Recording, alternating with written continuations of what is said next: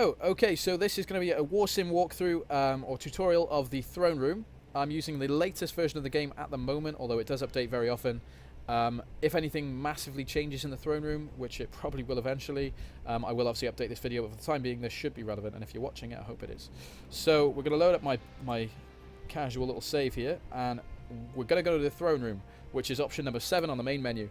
The throne room was a feature that was added quite late into the game's development and wasn't really essential, but it does help, and it's always good to do, especially if you need, you know, to do additional things and you need extra support. So there's lots of things that can happen in the throne room, and there's lots of different things you can do in the throne room. There are extra options here. If you start off the game as a demon supporter, you will be able to communicate with a demon king here. If you don't have a I think it's a diplomat, you won't be able to learn about managing the realm, so that option number 5 won't be there.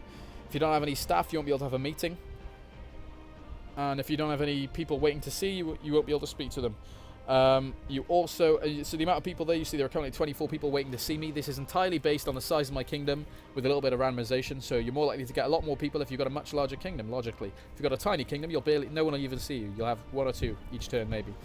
And these encounters can vary drastically. If I ask all the guards to keep out the rabble, I'll only speak to people who are important or who have relevant things to say and aren't poor.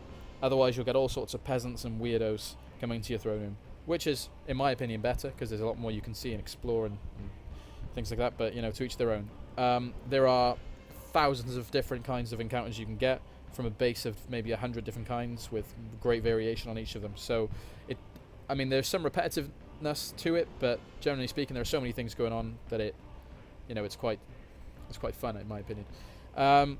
Aside from that, the only other thing you get here is if you're playing as the son of a mad king, you'll be able to speak to the mad king in the managing the realm, or in one of the extra parts of this screen. But for the time being, we're going to check out the 24 random visitors that we've got here. So this isn't scripted. I'll have no idea what gets thrown at us, and we're going to see where it goes. So you're visited by a travelling bard who asks to play a song for you on his lute for a price of 144 gold. I'm not the worst musician, but I'll play you a little song. So some of these encounters have relevance to you directly, things like people wanting to join your army, people wanting to buy things off you, sell things to you, join you, fight you, all sorts of things like that. Some of them aren't very relevant or more for entertainment purposes. Obviously, you're the king, so people are going to come in from all around to entertain you. So here we've got an entertainer. Now, it might seem simple on the surface, but there is more to it than that.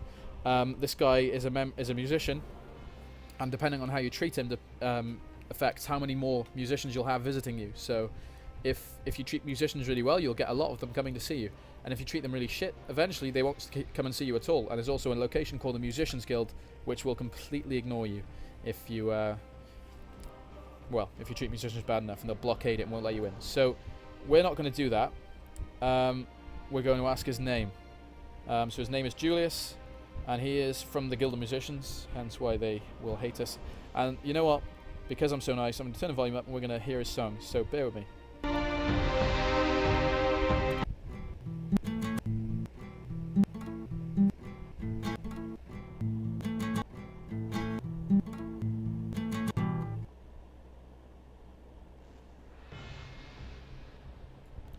Okay, so that was not great. There's procedure generated insults. That was horrible as the one that's been generated this time, which isn't actually that bad of an insult. We're going to say that was a great performance, and, you know, toot his horn. They'll like us more that way. And we're going to let him leave the court. We're not going to ask him to play again or ask him to join us as staff because he's terrible. Next. This is by a young boy who wants a single gold coin, so we're going to give him a gold coin. And you can usually get some sort of bonus thing from there. We've got a vampire bard. I don't want to hear his song. You are visited by a farmer who wishes to join your army as his family were killed by bandits. Allow him to join. Visited by a townsman who says he wishes to say hello to you. Hello. Visited by a young boy, which is a coin, so we've already had a duplicate encounter. Travelling game master who comes to your court and invites you to play a popular tavern game called Sudden Death. The game costs 20 gold per play, and the prize is double your gold. So let's play. We'll roll the die. There's 9 remaining. So the goal of Sudden Death is just a random encounter, but it's a game that's played across the Warsim world. You have 9 die in the game. Whoever goes first rolls those 9, and any of those that land on a 6 get removed from play. You have to get at least 1 6 in your sort of overall roll, otherwise you lose. So you can see I've rolled and I've got 2, which means he will have 7 dice to play with next time, because the 2 that landed on 6 are removed from play.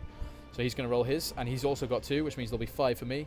I've rolled, I didn't get a 6 on my roll, and I lose. So I'm gonna kick him out. He can carry on. We've got an old woman who claims to be the mother of one of my dead soldiers. She'd come on hard times and can no longer afford to eat, so we're going to give him some money. And we've gained some public opinion there, which is one of the things you get from throne room encounters. It really does generally increase your public opinion. And it's a good thing to do if you're a harsh dictator and you want to keep a balance. Just be nice in the throne room. So what have we got? Another man wants to join me for some reason. We'll do that. Young boy wants a gold coin, so it's the third time we've had that one. Wishes to fight for us based on a recommendation he got in a tavern, so sure. Now what we can do, ask our guards to keep out the rabble. Now there's only 2 that want to see us, and these are more important encounters. So a demon storms into your court and begs that you sacrifice a peasant of yours. He claims he was cursed by a wretched hag and has marched all the way from the southern gate to find a willing king. If you sacrifice the peasant, I can die in peace. One less southern demon to worry about, he pleads. So we're going to do that because demons suck, and him being dead is cool, and nothing bad happened because of that. And here we go, we've got another guy. So these are my 2 sort of rare encounters I've caused. You're visited by a Stoneland Aeromancer from the Glass-Dead communes of Cedron, who seeks refuge with you, having been sentenced to death in the Glass-Dead commune. So he's been sentenced to death. I'm going to return him to where he's from. He's returned to his homeland and punished. The communes of Cedron send thanks. So I can welcome anyone now, but there's no one else to see. And the only other thing we can do here really is call a meeting. So we're going to call a meeting. Now we've got a bunch of staff. So I'm going to ask them, and this is all sort of semi-randomly picked stuff they say. So for example, I want to know how to have a bigger harvest. So I'm a head diplomat. Old Kroll. Slaves are an option. Slaves work the fields just like peasants. Also, building a shrine of harvest always helps. If you build it up to a grand temple of harvest, you'll never have bad crops. It's definitely the best option. And my High General, it's just not the best route, but if this is a request of desperation, you might look to overwork the peasants. Set longer harvest hours, blah blah blah, so that's that. Let's ask them how to gain more lands. Invasions. Mercantile kings will consider selling their territory. If they have lots of land, they may sell them for as low as 2,500 gold per land. Let's ask him again. One word, invade. So he's sticking to his guns. Diplomatically, there are many ways to gain lands. It's mostly a military feat done by force. Ask him again. Mercenary groups hold small scraps of land. Outlaw them and take it. Diplomatically, there are more ways to gain land. Blah, blah, blah. So sometimes they say the same stuff, but generally you get a different advice. So it's worth asking them a couple of times if you want to have a little chat with them. And they can tell you all sorts of stuff. I mean, we've got all sorts of questions about the black market. We've got everything you can imagine. So that is the throne room. There are tons of things you can do in the throne room. Thousands of different encounters. You can have meetings with all your staff, and they all pitch in based on what they are. So diplomats will tell you diplomatic things. Jesters won't be able to really tell you anything other than hearsay and rumours and riddles. So, I mean, if we just sneak away and hire some extra staff, we'll just go with the first of each. And now if we go back to the... oh, there we go. I was in the right one. We call a meeting, and I'm going to ask how to have more trade. Diplomacy, not something I usually consider. Then we've got a spy master. Speak to other kingdoms, they should trade. Jester, I wouldn't know. We ask him again. Invasions. I can't think of it. I cannot help. I want to be more liked. Less tax usually results in happier people. Treat your people right, they will respect that. I'm not sure. So the jester doesn't really know very much. If you ask him about the black market, who runs it? Black market is run by its king, Farkas of the Great Horde. He works for Feanor, the bandit horde must be stopped. The black market often switches his leaders. Their methods of seizing and holding power are primitive. Their current one is Farkas of the Great Horde. He's a subservient of the bandit horde and sends troops to Feanor's army very often. He props the horde and makes them much harder to combat. It's what's his face? No wait, he died.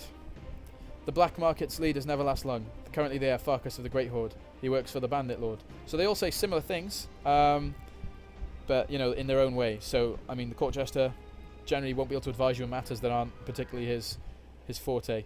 And you'll notice now that I've got 4 staff, there are 4 chairs. So it is procedurally updated. I don't know if that's even the right wording.